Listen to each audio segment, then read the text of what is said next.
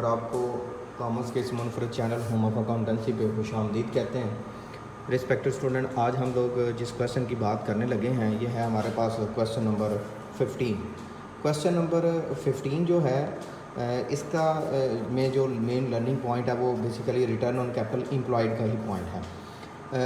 इससे पहले कि हम लोग इसकी डिस्कशन का आगाज़ करें, जो व्यूअर्स चैनल्स पे नए हैं उनसे गुजारिश है कि आप चैनल को सब्सक्राइब कर दें, नोटिफिकेशन का साइन प्रेस कर दें ताकि आपको आने वाले हर नए लेक्चर की बर वक्त इतला मौसूल होती रहे। लिखता है जी, working capital ratio, debt equity ratio, stock turnover ratio, debtor turnover ratio, return on capital employed ratio, ये 5 चीज़ें कैलकुलेट करना है। The figure given under as follow: sale, cost of goods sold, admin expense, ये operating expense है, selling expense operating expense है, depreciation ये operating expense है, interest operating नहीं है, फाइनेंशियल में है, टैक्स ऑपरेटिंग नहीं है, ये टैक्स एक्सपेंस इंडिपेंडेंट एक्सपेंस होता है, फिक्स एसेट है, शेयर कैपिटल है, रिजर्व है। इन दोनों को प्लस करें क्योंकि रिजर्व एंड सरप्लस लिखा है तो इक्विटी आ जाएगी। Secured and secured term loan, unsecured term loan दोनों को प्लस करें तो लॉन्ग टर्म डेट आ जाएगा। ट्रेड क्रेडिटर लाइबिलिटी है, इन्वेस्टमेंट करंट एसेट है, इन्वेंट्रीज करंट एसेट है, रिसीवेबल करंट एसेट है, cash and bank balance current asset है, provision for taxation current liability है और अदर करंट लाइबिलिटी है। ये हमारे पास डेटा है, इसकी बेस के ऊपर हमें इन 5 रेशियोज़ को सॉल्व करना है। प्लीज स्टूडेंट, इसके सॉल्यूशन का आगाज़ करते हैं।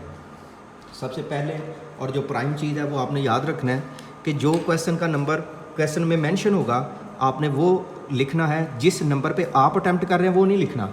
मीन्स कि अगर ये क्वेश्चन नंबर वहाँ पे 7 है, आपको बड़ा अच्छा आता है, आप पहले नंबर पे करने लगे हैं, तो ऐसा नहीं करना। जो क्वेश्चन में नंबर मेंशन है आपने वो लिखना है। क्वेश्चन नंबर 15, इसकी जी पहली रिक्वायरमेंट है वर्किंग कैपिटल। फर्स्ट रिक्वायरमेंट है working capital ratio. Working capital ratio is equal to current asset divided by current liability. Question में से करंट एसेट कैलकुलेट कर लेते हैं। करंट एसेट में फर्स्ट टाइटल है जी इन्वेस्टमेंट, इन्वेस्टमेंट के बाद है इन्वेंट्री, इन्वेंट्री के बाद है रिसीवेबल, रिसीवेबल के बाद है जी कैश। इन्वेस्टमेंट में अमाउंट है 6000, इन्वेंट्री की 3700 और रिसीवेबल की 3700 के बाद जी ये मुझसे अमाउंट आगे पीछे हो गई है। इन्वेस्टमेंट 400, इन्वेंट्री 6000, रिसीवेबल 3100 और कैश 100। टोटल कर लेते हैं जी 400, 6000, 3700, 100, तो टोटल किया तो 10,200। सेम इसी तरह करंट लाइबिलिटीज़ भी कैलकुलेट कर लेते हैं। करंट लाइबिलिटीज़ के लिए उसने हमारे पास जो वैल्यू दी है वो हमारे पास है जी करंट लाइबिलिटी की ट्रेड क्रेडिटर,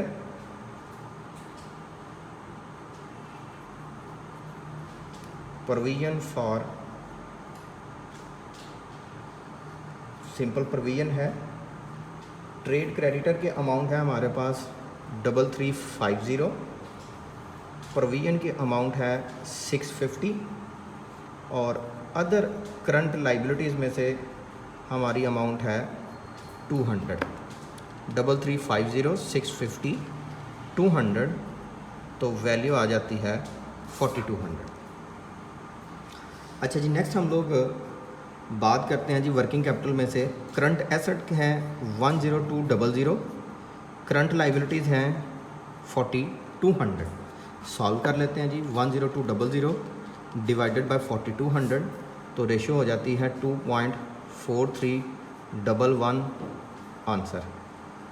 सेकंड ऑप्शन उन्होंने रिक्वायर्ड की है debt equity ratio, long term debt divided by equity. Question में से लॉन्ग टर्म डेट को डिफाइन कर लेते हैं। हमारे पास दो तरह के डेट है, एक सिक्योर्ड और एक unsecured. Secured term loan, unsecured term loan. जो सिक्योर्ड टर्म लोन है उसकी अमाउंट है आपके पास 12,000। अनसिक्योर्ड टर्म लोन उसकी अमाउंट है आपके पास 1500। 12,000 प्लस 1500 टोटल है जी 13,500। ये तो हो गया जी डेट। अब कैलकुलेट करते हैं इक्विटी। इक्विटी की वैल्यू आपके पास आती है जी शेयर कैपिटल, और उसके बाद है जी आपके पास reserve and surplus. Share capital की अमाउंट है आपके पास 5,000, रिज़र्व एंड सरप्लस की अमाउंट है 1500, टोटल किया तो 6500। डाटा पुट कर देते हैं 13,500 डिवाइडेड बाय 6500, 13500 डिवाइडेड बाय 6500 तो 2.08 रेशो 1। थर्ड जो चीज़ रिक्वायर्ड की गई है वो है आपके पास stock turnover ratio. Stock turnover ratio, cost of good sold divided by average stock. Cost of good sold की अमाउंट क्वेश्चन में है 9830 डिवाइडेड बाय एवरेज स्टॉक। स्टॉक में एक ही चीज़ है और वो है इन्वेंट्री, वो है 6000 से। सॉल्व कर लेते हैं 9830 डिवाइडेड बाय 6000, 1.638, या आप इसको कह सकते हैं 1.64 टाइम्स। नेक्स्ट है जी हमारे पास fourth option, debtor turnover. Debtor turnover ratio.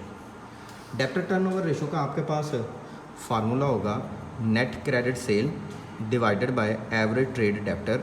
Net credit sale की जो अमाउंट हमारे पास मेंशन है सेल की, वो है आपके पास 16,000। एवरेज ट्रेड डेब्टर, डेब्टर की जो हमारे पास अमाउंट मौजूद है वो क्वेश्चन में मेंशन की गई है। एवरेज ट्रेड डेब्टर की रिसीवेबल के तौर पर 3700। 16,000 डिवाइडेड बाय 3700, 4.32 टाइम्स। अच्छा जी, लास्ट रिक्वायरमेंट है इसमें return on capital employed. Return on capital employed का फार्मूला है earning before interest and tax divided by capital employed. Earning before interest and tax की बात करते हैं। क्वेश्चन में हमारे पास सेल्स है, कास्ट ऑफ गुड्स सोल्ड है, ग्रॉस प्रॉफिट आएगा। सेल की अमाउंट है 16,000, cost of goods sold 9830। Gross profit में से हम लेस कर देंगे ऑपरेटिंग एक्सपेंस। ऑपरेटिंग एक्सपेंस में से एक है एडमिन एक्सपेंस जिसकी अमाउंट है आपके पास 1200। एडमिन एक्सपेंस के बाद है जी depreciation selling expense. Selling expense की अमाउंट है आपके पास 260। सेलिंग एक्सपेंस के बाद है जी आपके पास डेप्रिसिएशन। डेप्रिसिएशन की अमाउंट है 700। डेप्रिसिएशन के बाद है जी आपके पास इंटरेस्ट नहीं लेस करेंगे, उसकी वजह है इंटरेस्ट फाइनेंशियल एक्सपेंस में है, एक एडमिन, एक सेलिंग और एक डेप्रिसिएशन। अच्छा जी, इसको माइनस करते हैं 16,000, 30, 6178, 1200, 260, 700, 4010, 4010। कैपिटल एम्प्लॉयड की बात करते हैं। Current asset plus fix asset minus current liability, और अगर क्वेश्चन में इन्वेस्टमेंट मौजूद हो तो वो भी माइनस करना पड़ती है। करंट एसेट की अमाउंट है 10,200, फिक्स एसेट की अमाउंट है 14,000, करंट लाइबिलिटी 4200, और इन्वेस्टमेंट 400। इसको सॉल्व कर लेते हैं जी। 10200 plus 14,000 4200 and 400 19600 19600 multiplied by 100 104010 divided by 19600 multiplied by 100 तो 20.45 या 20.46% का।